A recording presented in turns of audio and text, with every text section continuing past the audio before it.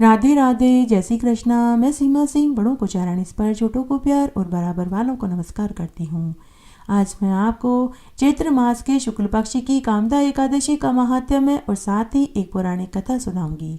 अगर आप चैत्र मास के शुक्ल पक्ष की कामदा एकादशी का व्रत करते हैं तो आपको साथ में महात्म्य और व्रत कथा भी सुननी चाहिए। इससे व्रत का संपूर्ण फल प्राप्त होता है। आइए अब हम कामदा एकादशी का महात्म्य और एक व्रत कथा सुनते हैं। एकादशी का उपवास करने से मनुष्य मोह माया के बंधन से छूट जाता है और भगवान की भक्ति को पा लेता है। जप तप दान यज्ञ हवन आदि करने से जो फल मिलता है वही फल एकादशी का व्रत करने से ही मिल जाता है। जो मनुष्य एकादशी के दिन अन्न खाता है वह 7 जन्म तक पिशाच की योनि को पाता है। एकादशी के दिन जो मनुष्य श्रेष्ठ योग्य ब्राह्मण को गौदान करता है, अन्न वस्त्र रुपया छाता छत्र दान करता है, उसको कोटि गुना फल की प्राप्ति होती है। जो मनुष्य श्रद्धा पूर्वक एकादशी का उपवास रखते हैं उन्हें कुबेर का खजाना प्राप्त होता है। एकादशी के महात्म्य का श्रवण करने का फल 88 सहस्त्र ब्राह्मणों को भोजन कराने के बराबर फल देता है। इस व्रत से बढ़कर मोक्ष और मुक्ति और भुक्ति को देने वाला दूसरा कोई व्रत नहीं है। जो पुण्य वाजपेयी यज्ञ करने से मिलता है वही फल इस एकादशी के दिन दान करने से ही मिल जाता है। एकादशी के दिन मंदिरों पवित्र तीर्थों में संध्या के समय दीप दान करने से जो फल मिलता है उसके पुण्य का वर्णन तो कोटि देवता भी कहने में असमर्थ हैं।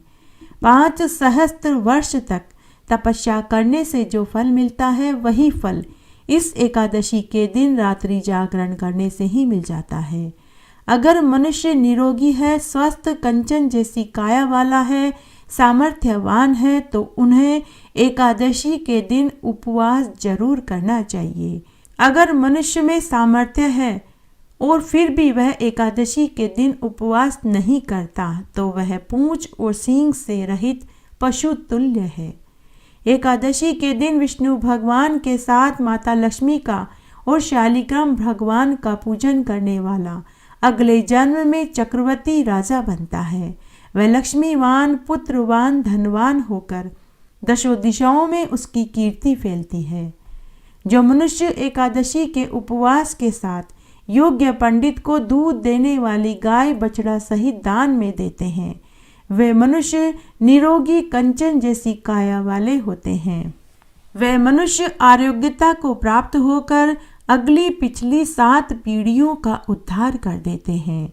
एकादशी का उपवास करने मात्र से ही वह ब्रह्म हत्या जैसे पापों से छूट जाता है। जो मनुष्य एकादशी के दिन भगवान के तुलसी चरणामृत को पीते हैं वे इस संसार में आवागमन के चक्र से छूट जाते हैं।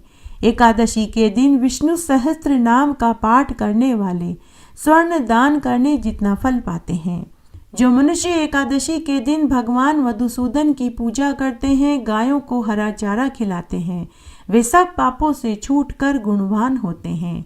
एकादशी के दिन विष्णु भगवान के चरणामृत का जो पान करते हैं वे आयुवान कीर्तिवान यशस्वी राजा बनते हैं। उनको मन वांछित फल मिलता है। इस लोक में समस्त सुख और परलोक में वे मोक्ष पाते हैं। जो मनुष्य एकादशी के दिन विष्णु भगवान के सामने अखंड दीपक जलाते हैं उनके पितर स्वर्ग लोक में सुधा का पान करते हैं। जो मनुष्य एकादशी के दिन भगवान के सामने घी या तिल्ली के तेल का दीपक जलाते हैं वे सूर्य लोक में सहस्त्र दीपकों की रोशनी को पाते हैं। एकादशी के दिन भूमि गाय अन्न वस्त्र उपनहा जूता छाता दान करना चाहिए। जो ऐसा करते हैं उन्हें मरते समय यमराज के दर्शन नहीं होते, उन्हें विष्णु भगवान के दर्शन होते हैं और वे पुष्पक विमान में बैठकर विष्णु लोक को पाते हैं।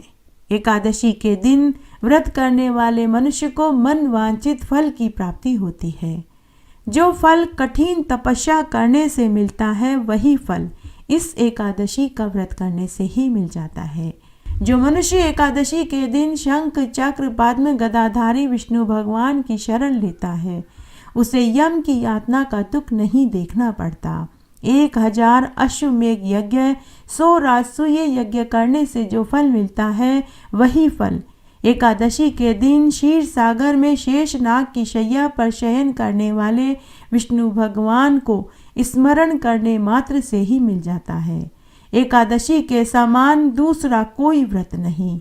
जो मनुष्य एकादशी के दिन कुएं, तालाब, बाग बगीचे, प्याऊ लगवाते हैं, इसका उन्हें अक्षय फल मिलता है। एकादशी के उपवास से कायिक, वाचिक, मानसिक सभी पाप नष्ट हो जाते हैं। भगवान दान से इतने प्रसन्न नहीं होते जितना कि एकादशी के दिन भजन, कीर्तन, नृत्य आदि करने से ही खुश हो जाते हैं। अगर मनुष्य एकादशी के महात्म्य का आधे का भी आधा सच्ची लगन और श्रद्धा से सुन लेते हैं तो उन्हें सहस्त्र गाय दान करने जितना फल मिल जाता है। जो मनुष्य अपने कुल के कल्याण के लिए एकादशी के महात्म्य को सुनते हैं वे 1000 गाय दान करने, 100 राजसूय यज्ञ करने जितना फल पा लेते हैं। एकादशी के दिन भगवान के भोग के साथ तुलसी दल जरूर अर्पित करना चाहिए। जो ऐसा करते हैं उनके 10,000 जन्म के पाप नष्ट हो जाते हैं। एकादशी के दिन भगवान विष्णु का भजन करने वाले को क्या फल मिलता है, अब हम वह सुनेंगे। यदि कोई मनुष्य मुक्ति चाहता है तो उसे सच्चिदानंद घन स्वरूप परम देव भगवान नारायण का श्रद्धा भाव से एकादशी के दिन भजन करना चाहिए। भगवान विष्णु की शरण लेने वाले मनुष्य को शत्रु मार नहीं सकता, ग्रह पीड़ा नहीं दे सकती, राक्षस उसकी ओर आंख उठाकर देख नहीं सकता। भगवान जनार्दन में जिसकी दृढ़ शक्ति है उसके संपूर्ण श्रेय सिद्ध हो जाते हैं। भगवान विष्णु के लिए वह भक्त सबसे पहले है। उसी मनुष्य के पैर सफल हैं जो भगवान विष्णु के मंदिर में दर्शन के लिए जाते हैं। उसी के हाथ सफल हैं जो भगवान विष्णु की पूजा के लिए तत्पर रहते हैं। उसी पुरुष के नेत्र पूर्णतः सफल हैं जो भगवान जनार्दन के दर्शन करते हैं। साधु पुरुषों ने उसी की जिह्वा को सफल बताया है जो निरंतर हरि नाम का जाप और संकीर्तन करता है। सभी शास्त्रों में एक ही बात बार बार कही गई है कि इस असार संसार में केवल श्री हरि की आराधना ही सत्य है। यह संसार बंधन अत्यंत दृढ़ है और महान मोह में डालने वाला है। भगवत भक्ति रूपी कुठार से इसको काटकर अत्यंत सुखी होना चाहिए। वही मन सार्थक है जो भगवान विष्णु का चिंतन करता है। वे ही दोनों कान समस्त जग के लिए वंदनीय हैं जो भगवत कथा का सुधा रूपी पान करते हैं, जो आनंद स्वरूप अक्षर एवं जागृत आदि तीनों अवस्थाओं में रहित और हृदय में विराजमान हैं। उन्हीं भगवान का निरंतर भजन करना चाहिए। ऐसे लोग भगवान के स्थान या स्वरूप का न तो वर्णन कर सकते हैं न ही दर्शन कर सकते हैं। जिनमें अहिंसा, सत्य, ब्रह्मचार्य, अपरिग्रह विद्यमान है उन्हीं पर जगदीश्वर श्री हरि संतुष्ट रहते हैं। जो संपूर्ण प्राणियों के प्रति दया भाव रखते हैं, ब्राह्मणों के प्रति आदर सत्कार रखते हैं, उसी के ऊपर जगदीश्वर भगवान विष्णु प्रसन्न रहते हैं। जो भगवान और उनके भक्तों की कथा में प्रेम रखते हैं, स्वयं भगवान की कथा को कहते सुनते हैं, साधु महात्माओं का संग करते हैं और मन में अहंकार नहीं लाते, उस पर भगवान विष्णु प्रसन्न रहते हैं। जो भूख प्यास से लड़खड़ाकर गिरने वाले मनुष्य की मदद करते हैं, भगवान विष्णु के नाम का उच्चारण करते हैं, उस पर भगवान अदोषज प्रसन्न होते हैं। जो स्त्री पति को प्राण के समान समझकर उनका आदर सत्कार में सदा लगी रहती है, उस पर जगदीश्वर श्री हरि उसे अपने परम धाम में बुला लेते हैं। इसलिए एकादशी के दिन भगवान श्री हरि का भजन करना चाहिए।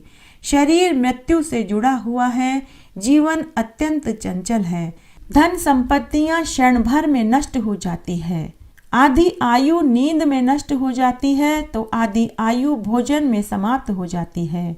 आयु का कुछ भाग बचपन में, कुछ विषय भोगों में तो कुछ बुढ़ापे में व्यर्थ जाता है। बचपन और बुढ़ापे में भगवान की आराधना नहीं हो सकती। अतः अहंकार छोड़कर युवा अवस्था में ही धर्म का अनुष्ठान करना चाहिए। यह शरीर मृत्यु का निवास स्थान और आपत्तियों का स्थान है। शरीर रोगों का घर है। यह मल मूत्र से दूषित है। फिर मनुष्य इसे सदा रहने वाला समझकर व्यर्थ पाप क्यों करे। यह असार संसार है। इसमें अनेक प्रकार के दुख बड़े हैं। निश्चय ही यह मृत्यु से व्याप्त है। अतः इस पर विश्वास नहीं करना चाहिए। अतः काम, क्रोध, लोभ, मोह, माया को त्याग कर अविनाशी भगवान नारायण का भजन करना चाहिए। उनके प्रसन्न होने पर सब संतुष्ट होते हैं, क्योंकि वे भगवान श्री हरि ही सबके भीतर विद्यमान हैं। जैसे संपूर्ण स्थावर जंगम जगत आकाश से व्याप्त है, उसी प्रकार इस चराचर विश्व को भगवान विष्णु ने व्याप्त कर रखा है। ध्यान, स्मरण, पूजन, प्रणाम कर लेने पर ही भगवान जनार्दन जीव के संसार बंधन को काट देते हैं। उनके नाम का उच्चारण करने मात्र से ही महापातकों का नाश हो जाता है। फिर विधिवत पूजन करने और भजन करने की महत्ता का तो कहना ही क्या। जब तक इंद्रियां शिथिल नहीं होती, जब तक रोग व्याधि नहीं सताते, तभी तक भगवान विष्णु की आराधना कर लेनी चाहिए। जीव जब माता के गर्भ से निकलता है, उसी समय उसकी मृत्यु का दिन भी निश्चित हो जाता है। अतः सबको धर्म पालन में लग जाना चाहिए। भगवान की अमृतमय कथा सुनने के लिए किसके मन में प्रेम और उत्साह नहीं होता। जो विषय भोग में अंधे हो रहे हैं, जिनका चित्त ममता से व्याकुल है, उन मनुष्यों के संपूर्ण पापों का नाश भगवान का एकमात्र नाम लेने से ही दूर हो जाता है। जो भगवान की पूजा से दूर रहते हैं, वेदों का विरोध करते हैं, गाय और ब्राह्मणों से द्वेष रखते हैं, वे राक्षस योनि में जन्म लेते हैं। जो भगवान विष्णु की आराधना में लगे रहते हैं, संपूर्ण लोकों पर अनुग्रह करते हैं तथा धर्म कार्य में सदा तत्पर रहते हैं, वे साक्षात विष्णु के ही स्वरूप माने जाते हैं। जिनका चित्त भगवान विष्णु की आराधना में लगा हुआ है, उनके करोड़ों जन्मों के पाप क्षण भर में ही नष्ट हो जाते हैं। फिर उनके मन में पाप का विचार कैसे आ सकता है। भगवान विष्णु की आराधना विषयांत मनुष्यों के भी संपूर्ण दुखों को दूर कर देती है। वह भोग और मोक्ष को देने वाली है। जो मनुष्य किसी के संग से, स्नेह से, भय से, लोभ से अथवा अज्ञानता से भी भगवान विष्णु की उपासना करते हैं, वह अक्षत सुख को पाते हैं। जो भगवान विष्णु के चरणों उद्दक को एक कण भी पी ले, तो वे समस्त तीर्थों में स्नान कर चुके हों ऐसा फल प्राप्त कर लेते हैं। भगवान को वह अत्यंत प्रिय होता है। भगवान विष्णु का चरणों उद्दक अकाल मृत्यु का निवारण, समस्त रोगों का नाश, समस्त दुखों में शांति प्रदान करने वाला होता है। एक बार भगवान ने पांडवों की परीक्षा ली। आइए आज हम एकादशी के इस अध्याय में उस महात्म्य को सुनते हैं। शकुनी से पासों के खेल में अपना सब कुछ हारने के बाद पांडव द्वैतवन नामक जंगल में पहुंच गए। वहां वे शांति से रहने लगे। अपने धर्म आचरण के कारण उन्होंने सब जगह प्रसिद्धि प्राप्त कर ली थी। उनका जंगल में सभी ऋषि मुनि स्वागत करने लगे। अब पांडव वन वन में घूमकर ऋषि मुनियों के आश्रमों में जाते और उनके प्रवचनों को सुनते। तब एक दिन एक साधु महात्मा जी पांडवों के पास आए। तब साधु महात्मा को आया देखकर सभी पांडव खड़े हो गए और हाथ जोड़कर बोले कि हे महात्मा जी, आपने हमारे पास आने का क्यों कष्ट किया, हमें बुलवा लिया होता। तब साधु बोला कि मैं बहुत परेशान हूँ। मैं एक यज्ञ कर रहा हूँ। उस यज्ञ में मैं अरणी की लकड़ियों का इस्तेमाल कर रहा हूँ, लेकिन कल रात्रि को एक हिरण उन लकड़ियों के गुच्छों को अपने सींगों में उलझाकर दूर भाग गया। मैं बड़ा ही वृद्ध हूँ। मैंने हिरनी का पीछा किया, लेकिन मैं ज़्यादा दूर तक नहीं जा पाया। हे पांडवों, मैं तुमसे एक मदद चाहता हूँ। तुम मेरी उन अरणी की लकड़ियों को ला कर के दो, ताकि मैं अपना यज्ञ पूरा कर सकूं। तब पांडवों ने साधु महात्मा को वचन दिया कि हम उन अरणी की लकड़ियों को आपको जरूर ला कर के देंगे। उसके बाद साधु महात्मा को प्रणाम करके पांडव वहां से चले गए। अब वे वन में उस हिरण को खोजने लगे। हिरण को खोजते खोजते वे पांडव एक स्थान पर पहुंचे। तभी उन्हें वह हिरण दिखाई दिया, लेकिन वह हिरण जैसे आया था वैसे ओझल भी हो गया। सभी पांडव उसके पीछे भागे, लेकिन वे ज्यादा दूर तक नहीं भाग पाए। भूख और प्यास के कारण वे एक स्थान पर बैठ गए। तब युधिष्ठिर ने नकुल से कहा कि हे भाई, तुम हमारे लिए सबके लिए पानी लेकर के आओ। तभी नकुल एक पेड़ पर चढ़ा और पानी के स्रोत को ढूंढने लगा। तभी उसे कुछ बतख, सारस और पक्षी उड़ते हुए दिखाई दिए। तब वह समझ गया कि उस स्थान पर जरूर पानी का स्रोत है। तब वह पेड़ से उतरा और अपने प्यासे भाइयों के लिए पानी लाने के लिए चल पड़ा। चलते चलते नकुल उस स्थान पर पहुंच गया। वहां एक बहुत सुंदर सरोवर था। उस सरोवर का पानी इतना साफ था कि तले में पड़े हुए कंकर पत्थर भी साफ दिखाई दे रहे थे। नकुल को बहुत प्यास लगी तो वह पानी पीने के लिए उतरा और हाथ डालने लगा। तभी वहां एक आवाज आई। आकाशवाणी ने कहा कि हे पांडव पुत्र, यह झील मेरी है। इस झील का पानी तुम नहीं पी सकते। नकुल ने उस आवाज पर ध्यान नहीं दिया और वह पानी पीने लगा। पानी पीते ही वह बेहोश हो गया। उधर अन्य भाई नकुल की प्रतीक्षा कर रहे थे, लेकिन जब बहुत देर तक वह नहीं लौटा तो सहदेव को भेजा गया। सहदेव ने भी वैसा ही किया जैसा कि नकुल ने किया था। उसके बाद भीम और अर्जुन आए। भीम और अर्जुन को भी आकाशवाणी ने एक ही बात कही कि यह झील मेरी है, लेकिन उन्होंने भी आवाज की ओर ध्यान नहीं दिया। जब चारों भाई नहीं आए तो युधिष्ठिर स्वयं अपने भाइयों को खोजते खोजते उसी सरोवर के पास में पहुंचे। जैसे ही युधिष्ठिर पानी पीने के लिए लगा, तभी वहां आकाशवाणी हुई। आकाशवाणी ने फिर से कहा कि यह झील मेरी है। हे राजकुमार, तुम इस झील का पानी नहीं पी सकते। युधिष्ठिर ने आकाशवाणी से कहा कि तुम कौन हो? आकाशवाणी ने कहा कि मैं भगवान हूँ।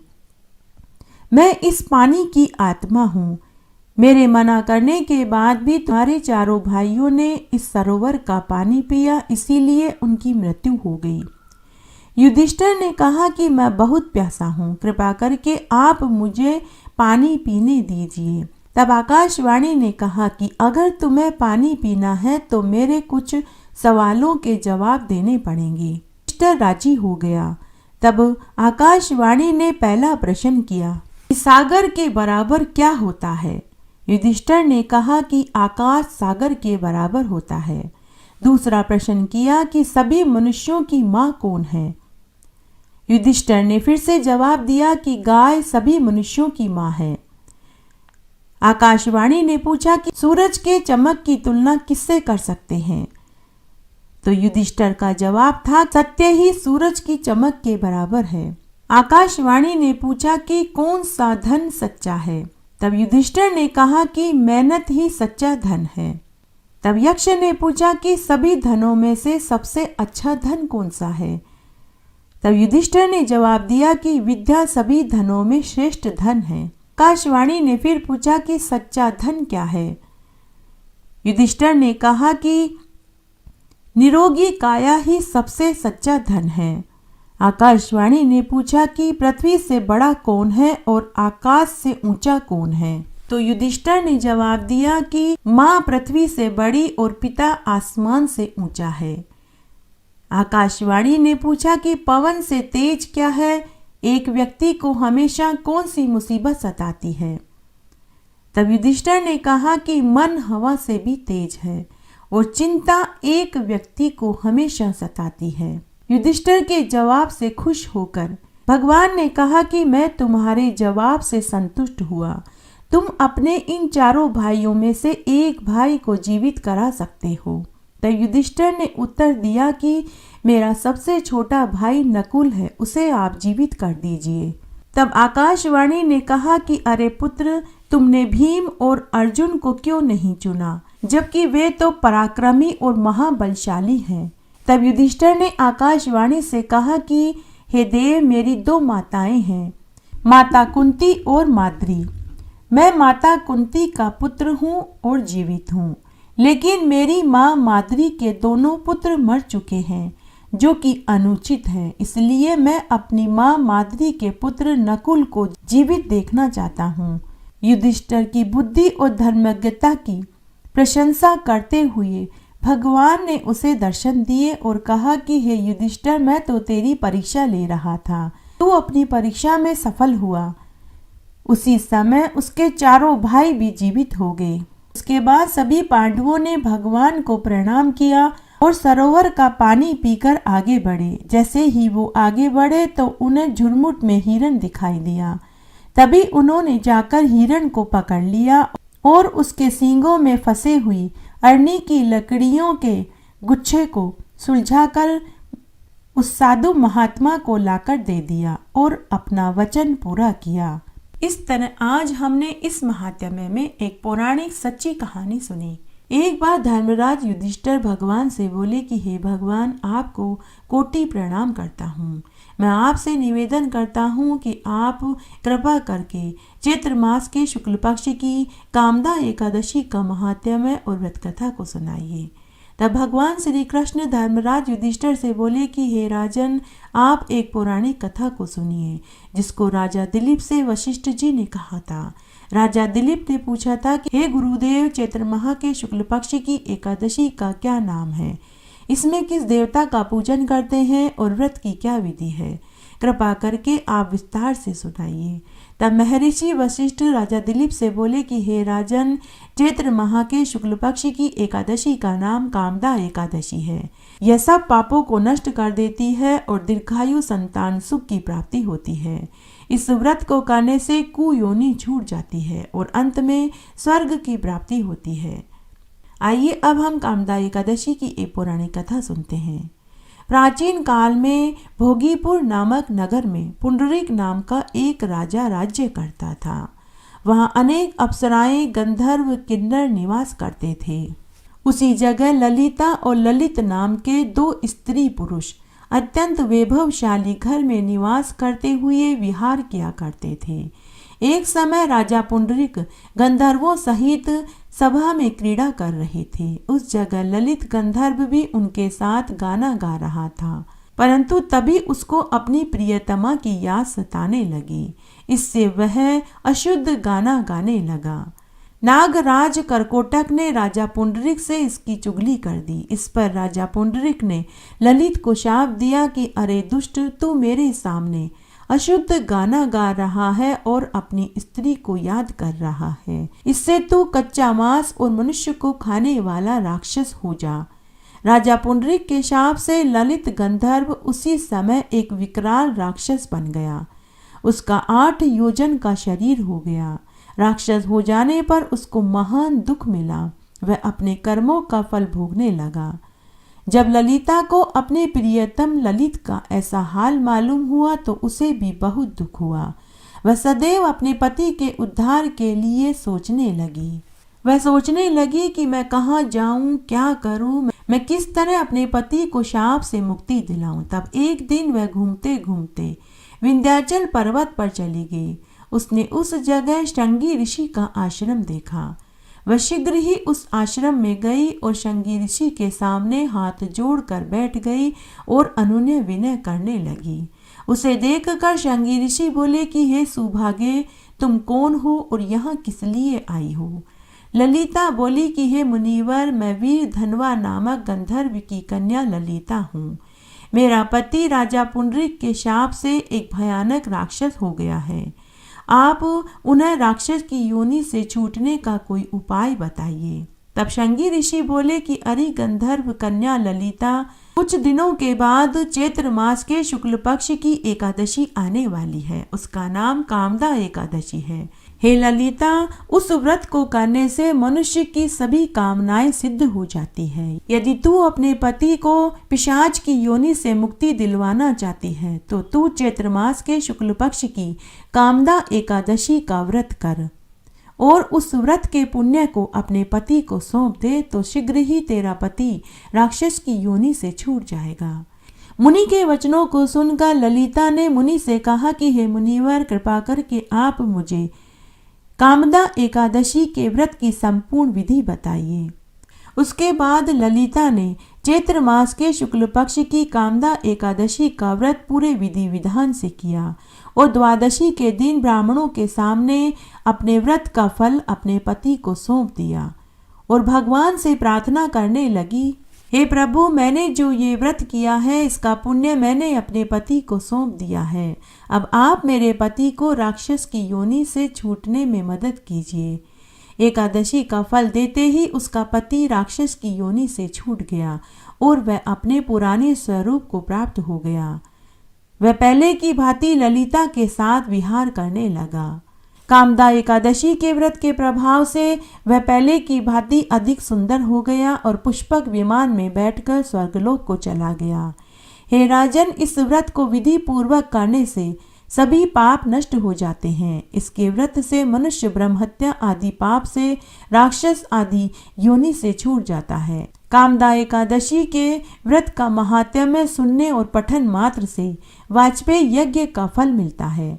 मनुष्य अपने सुखों का चिंतन करे यह बुरा नहीं है, किंतु समय असमय ऐसा चिंतन मनुष्य को उसके कर्तव्यों से उसे विमुख कर देता है, जिससे उस मनुष्य को घोर कष्ट भोगने पड़ सकते हैं। गंधर्व ललित ने भी राक्षस होकर घृणित कार्य किया तो उसे कष्ट भोगने पड़े, किंतु भगवान विष्णु की कृपा का कोई अंत नहीं है। वह मनुष्य को उसका मन चाहा फल प्रदान कर देते हैं, किंतु जब मनुष्य स्वयं कर्म करे और उसका फल किसी दूसरे को अर्पित करे तो उसका वह कर्म तप से भी अधिक प्रभावशाली हो जाता है और पुण्य प्रदान करके देवता के तुल्य हो जाता है। इस तरह आज हमने कामदा एकादशी का महात्म्य सुना, साथ ही हमने कामदा एकादशी की एक प्रचलित पौराणिक कथा भी सुनी। आशा करती हूँ यह आपको जरूर पसंद आएगी। मेरे साथ बने रहने के लिए आपका धन्यवाद। आगे आने वाली कथा कहानियों के लिए भी आप इसी तरह मेरे साथ बने रहें। धन्यवाद।